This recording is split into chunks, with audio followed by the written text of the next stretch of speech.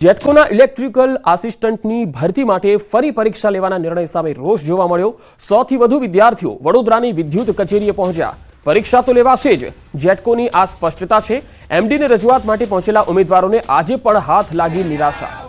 5 ઉમેદવારોનું પ્રતિનિધિ મંડળ HR jetty રાયને મળ્યું। જેટકો પરીક્ષા લેવા માટે મક્કમ છે। વાતચીત બાદ ઉમેદવારો નિરાશ થયા। ઉમેદવારો પરીક્ષા ન આપવા પર મક્કમ છે। પરિવારજનોની સાથે રાખીને ઉગ્ર આંદોલન કરવાની ચીમકી આપી। ઉમેદવારોએ કહ્યું, અમે પોલ ટેસ્ટ માટે તૈયાર છીએ, પરંતુ ફરીથી પરીક્ષા નહીં આપીએ। એમડી કચ્છના પ્રવાસે હોવાથી એચઆર જેટી રાયને મળ્યા હતા ઉમેદવારો। 22 તારીખના રોજ અમને એવું કહેવામાં આવ્યું તો અમે વિચારણા કરશું આ પ્રક્રિયા બાબતે, પણ એમને કાંઈ વિચારણા કરી નથી। જેટી રાય સાહેબે એમ કીધું કે અમે જે નિર્ણય લીધો તે તટસ્થ રહેશે। એટલે અમે આગામી હવે વિદ્યાર્થી મિત્રો બધાને સંપૂર્ણ રીતે વ્યવસ્થા કરીને અમે આગામી સમયમાં ગાંધીનગર ઉગ્ર આંદોલન કરવા જશું। કનુભાઈ દેસાઈ આપણા જે ઉર્જા મંત્રી છે ત્યાં અમે પરિવાર સાથે આંદોલન કરવા જશું। એ રીતનું અમે આયોજન કરી આપશું। હવે નથી, કારણ કે અમને એક અધિકારી પણ અમને કાંઈ જવાબ નથી આપી રહ્યા, એટલા માટે અમે સંપૂર્ણ રીતે ગાંધીનગર જ જશું। ભાવનગરમાં પાલીતાણા જૈન ડુંગર ધાર્મિક સ્થળ પર ફરી વિવાદ થયો। નીલકંઠ મહાદેવ મંદિરના પૂજારીનો વિડીયો વાયરલ થયો। સ્વામી શરણાનંદ બાપુએ પોલીસ પર આક્ષેપ કર્યા। પોલીસે મંદિરમાં જતા તેમને રોક્યા હોવાનો આક્ષેપ થયો અને આવો એક વિડીયો પણ વાયરલ થયો। આ વિડીયો વાયરલ કરીને પાલીતાણા પીઆઈ સામે આક્ષેપો કરવામાં આવ્યા। મંદિરમાં જતા તેમને રોક્યા હોવાનો આક્ષેપ છે। પોલીસે મંદિરમાં જતા તેમને રોક્યા હતા। પાલીતાણા ટાઉન પોલીસ સ્ટેશનમાં આ અંગે ફરિયાદ પણ થઈ છે। સંતના હવે સવાલ ઉઠી રહ્યા છે। ખાસ તો મંદિરમાં કોઈ સાધુ સંતો દર્શન ન કરી શકે? શું સાધુ સંતો રોડ પર ઉતરી જશે? સ્વામી શરણાનંદ બાપુએ પોલીસ પર ગંભીર આક્ષેપો કર્યા છે। સનાતન ધર્મના સંતોએ શું બગાડ્યું છે? પોલીસે મંદિરમાં જતા તેમને રોક્યા હોવાનો આક્ષેપ કર્યો છે અને તે વિડીયો વાયરલ કરીને પાલીતાણા પીઆઈ સામે આક્ષેપ કર્યા છે। ત્યારે સંતોએ સવાલ ઉઠાવ્યા કે આવું કોના ઇશારે થઈ રહ્યું છે? સનાતન સંસ્કૃતિને છેડવાનું ક્યારે બંધ થશે? રોડ પર ઉતરી અને સંતોએ વિરોધ કરવો પડે, આ પ્રકારની સ્થિતિ કેમ પેદા થાય છે? આજે મેં ખુદ મારા રૂબરૂ મેં જોયું। હું જ્યારે નીચે પ્રગટનાથ મહાદેવ મંદિરે આજે સવારમાં દર્શન કરવા ગયો, એટલે તરત 2 પોલીસ મારી પાછળ આવી। એટલે મેં એને પૂછ્યું, કેમ ભાઈ પાછળ આવ્યા? મને એને સ્પષ્ટ શબ્દમાં કીધું કે આ મંદિરની અંદર તમારા જેવા ભગવા કપડાં પહેરવાવાળા વ્યક્તિઓને દર્શન કરીને તરત નીકળી જવાનું છે, અહીંયા 5 મિનિટ પણ ખોટી થવાની નથી। મેં કીધું એવું તો તને કોને કીધું? તો એને કીધું, મને પીઆઈ જાદવ સાહેબે કીધું। જાદવ સાહેબને મેં ફોન કર્યો, પણ જાદવ સાહેબ ફોન ઉપાડ્યો નહીં। અને હવે વાત દીપડાની દહેશતની।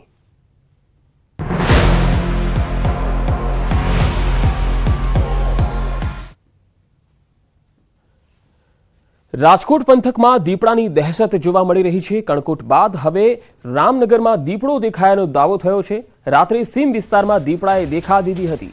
ખેત મજૂરોએ દીપડો જોયો હોવાનો દાવો કરવામાં આવ્યો।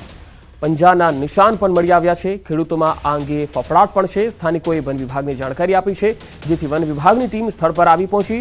વન વિભાગે મોડી રાત સુધી તપાસ પણ કરી। સીમ વિસ્તારમાં દીપડાના આંટાફેરાથી ભયનો માહોલ સર્જાયો છે। ખેડૂતો મકાનમાં પૂરાઈ રહેવા મજબૂર બન્યા છે। વહેલી તકે દીપડાને પાંજરે પૂરવા સ્થાનિકોની માંગણી છે। ગઈકાલે કણકોટ પાસે કૃષ્ણનગર વિસ્તારમાં પણ દીપડો દેખાયો હતો અને તેની પહેલા વાગુદળ સૌરાષ્ટ્ર યુનિવર્સિટી પાસે પણ દીપડો દેખાયો હતો। 4 અલગ અલગ તસવીર આપણે બતાવી રહ્યા છીએ। વાગુદળ, સૌરાષ્ટ્ર યુનિવર્સિટી, કણકોટ અને રામનગર આ તમામ વિસ્તારોમાં દીપડાએ દેખા દેતા હવે સ્થાનિક લોકોમાં ફફડાટ વ્યાપી ગયો છે। લોકો બહાર નીકળવાનું ટાળી રહ્યા છે, તો ખેડૂતો ખેતરે જવાનું ટાળી રહ્યા છે। 10 દિવસથી દીપડો પણ હાથ તાળી આપી રહ્યો છે। વન વિભાગની પકડમાં નથી આવી રહ્યો। વન વિભાગ પણ જહેમત ઉઠાવી રહ્યું છે।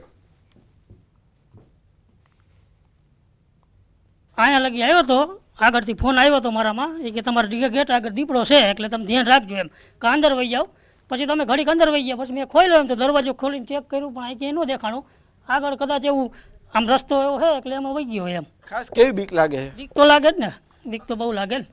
બીક બધાને બહુ કાલ રાતની બીક લાગે છે। કોઈ વાડી આવતા નથી। મજૂર જે વાડીઓમાં રહે છે એ મજૂરને બધાને સાવચેત કરી દીધા હતા અને બહાર નીકળવાની ના પાડી દીધી હતી।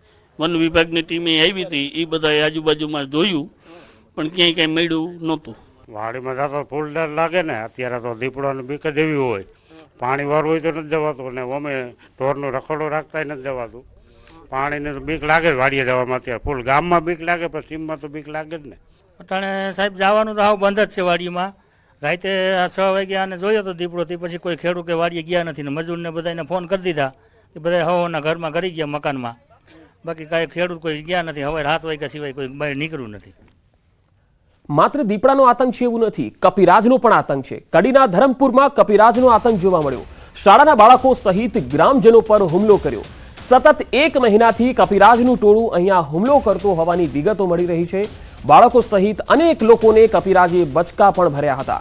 કપિરાજના ડરથી બાળકો શાળાએ જવાનું ટાળી રહ્યા છે. વાઇલ્ડ લાઇફ વિભાગને અગાઉ પત્ર લખી વાંદરા પકડવાની જાણકારી આપવામાં આવી. વાલીઓ ધોકા લઈ બાળકોને શાળાએ મૂકવા માટે મજબૂર બન્યા છે.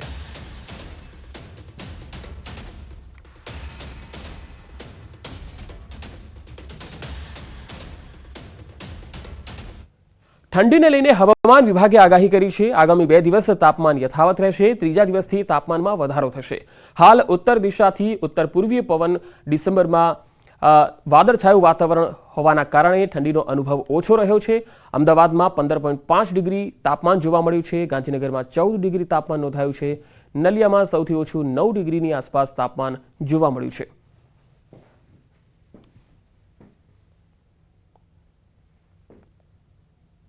अगले 5-7 दिन में वेदर मोस्टली ड्राई रहने का संभावना है, बारिश होने का कोई संभावना नहीं है। और टेम्परेचर देखा जाए तो अगले 2 दिन में टेम्परेचर मोस्टली जैसे अभी रह रहा है ऐसे ही टेम्परेचर मेंटेन रहेगा। 2 दिन का बाद 1-8 डिग्री बढ़ सकता है, 1 से 2 डिग्री तक बढ़ने का संभावना है। अभी फिलहाल विंड पूरे स्टेट में northerly to north easterly wind है। अब अगले 2 दिन तक भी ऐसे ही विंड प्रिवेल करेगा। उसके कारण से 2 दिन तक टेम्परेचर ज़्यादा चेंज नहीं होने का संभावना है, लेकिन 2 दिन का बाद 1-8 डिग्री 1-2 डिग्री तक बढ़ सकता है। બોટાદના મુખ્ય 10 ગામોને જોડતો ભાંભણ રોડ અત્યંત બિસ્માર હાલતમાં છે. બિસ્માર રોડને કારણે ભાંભણ રોડ પરથી પસાર થતા વાહન ચાલકો અને સ્થાનિકોને ભારે હાલાકી પડી રહી છે. આશરે 2 વર્ષથી આ રોડ ખખડધજ બન્યો છે. અધિકારીઓને બિસ્માર રોડ અંગે અનેકવાર રજૂઆત કરી, પરંતુ કોઈ નિરાકરણ આવ્યું નહીં. રહીશોની માંગ છે કે વહેલી તકે આ રોડનું સમારકામ કરવામાં આવે.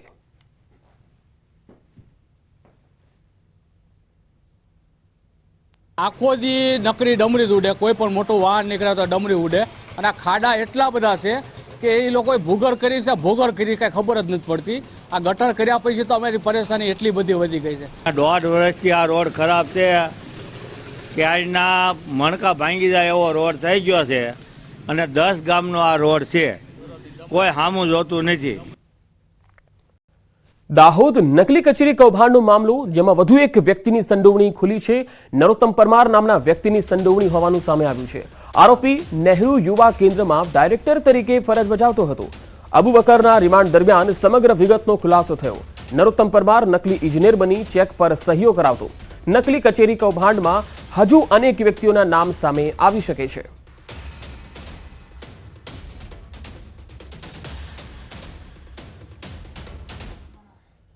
બનાસકાંઠામાં મેમોગ્રાફી વાનનું લોકાર્પણ કરાયું છે. મહિલાઓના આરોગ્યને ધ્યાનમાં રાખીને બનાસ ડેરી દ્વારા તૈયાર કરાયેલ મેમોગ્રાફી વાનનું લોકાર્પણ કરાયું.